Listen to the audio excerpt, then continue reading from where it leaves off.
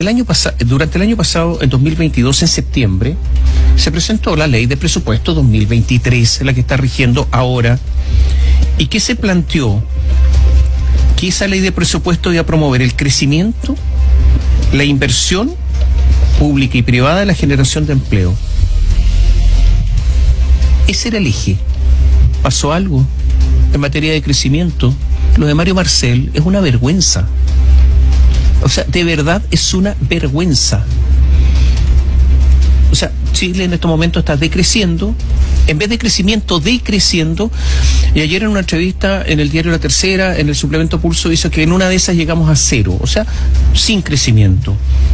En el empleo resulta que aumenta el desempleo. Es verdad que se crean empleos, siempre se crean empleos porque justamente va creciendo la masa laboral, pero el desempleo ha aumentado. Y además se pretendía avanzar en menos burocracia, mayor transparencia, eficiencia en el Estado. ¿Y qué transparencia con todo lo que ha pasado? Entonces ahora prometen todo esto y uno se pregunta si al final, si esto no ocurre, va a pasar algo, ¿no? ¿Existe alguna responsabilidad política o no existe nada? Eso por una parte. Lo segundo, todos estos últimos gobiernos han seguido endeudando al país.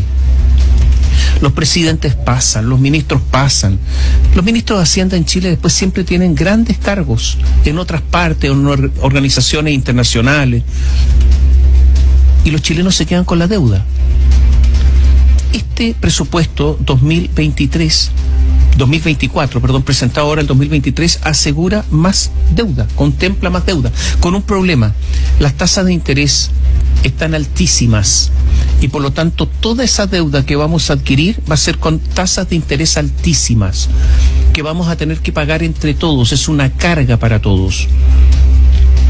¿Por qué no se avanza a que gastemos lo que nosotros somos capaces de generar? No se avanza en nada, pero para nada en este aspecto. Chile progresivamente está aumentando su deuda. ¿Alguien le va a poner término a todo esto? Mario Marcel ya sabemos que no. Y por último,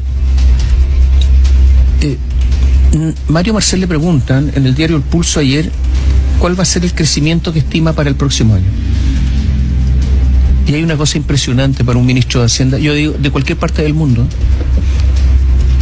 no se compromete a nada, no contesta. O sea, me imagino que tendrá un número, pero no contesta.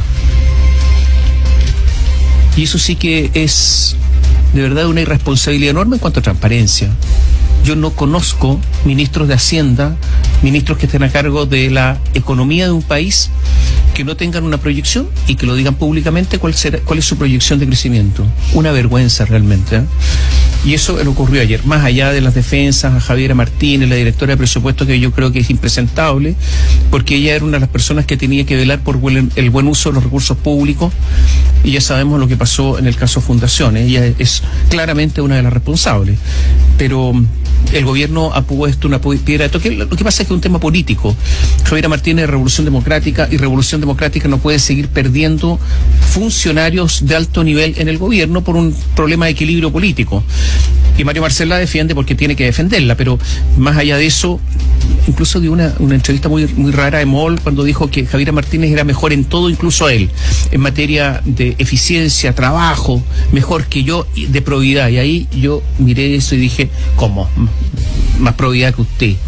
Desgraciadamente no le repreguntaron eso porque me llamó mucho la atención. Oye, yo quiero agregar solo un dato extra. Estamos hablando de política, pero esto obviamente está cruzado por cifras económicas. Tú mencionabas varias de ellas, pero esta es fresquita. Se acaba de conocer ahora. Acaba de salir y es pésima. Es presupuesto. Ahora, ¿por qué el ministro de Hacienda no se compromete a una cifra de crecimiento para el próximo año? Porque el crecimiento está muy relacionado con el aumento del gasto público. Sabemos cuánto va a aumentar el gasto público, un 3,5%, pero si el ministro dijera que vamos a crecer un 1%, se queda en evidencia el descalce y por lo tanto el aumento de la deuda pública. Por eso no lo hace, y por eso aquí hay toda una nebulosa y una especie de secretismo de las cifras que maneja el gobierno.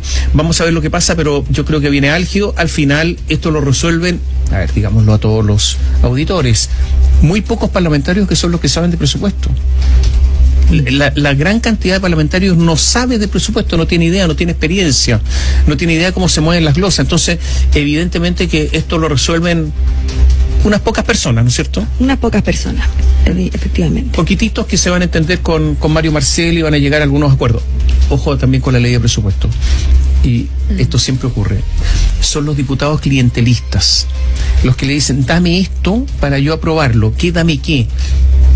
Algo que yo quiero hacer dentro de mi distrito, una obra que después puede decir, yo fui el autor de esto, yo promoví esto. Y empieza el clientelismo, va a empezar, porque sucede todos los años, de los parlamentarios que quieren obtener una pequeñita cosa para que su voto sea a favor. Así que toda esta negociación está también salpicada por estas pequeñeces.